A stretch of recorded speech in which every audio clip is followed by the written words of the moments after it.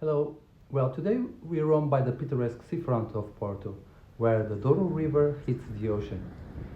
In Porto, they call it Foz Velha, something like Old River Mouth.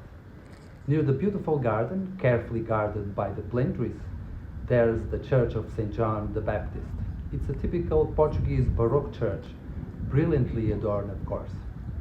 To tell us a little bit more about this place of wonder, I'll present you the ever loyal and vigilant Mr. Jorge Meirelles. Hello, my name is Jorge Freitas. I'm working here in this church since June 2022. My baptism was made here also. I'm 60 years old. I work in lots of things, but now I'm working here in it's something that fools me because this church with their golden talla is marvelous. Our problem is common, is a normal problem. There is a lack of money to put them better, but this kind of golden talla, I suppose that will never someone do it again, because it's quite complicated, but it's quite beautiful also.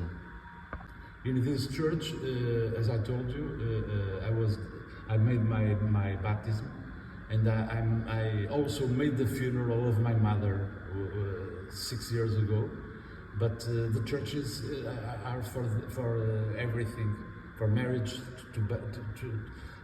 are for baptism, marriage, mass.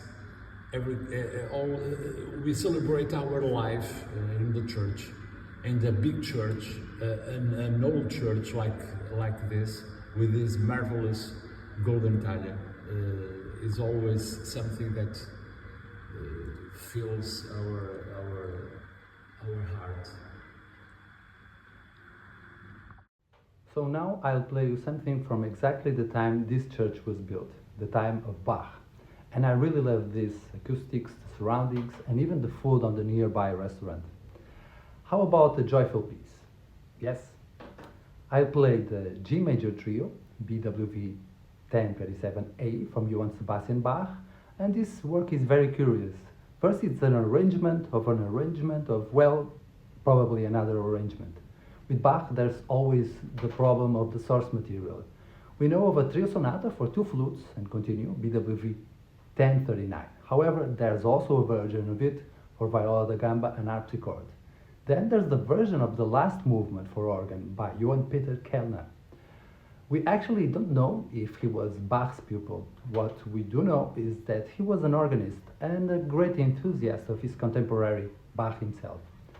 So Kellner, one of the best candidates to the true authorship of the famous Toccata and Fugue in D minor, wrote many copies and versions of Bach's works.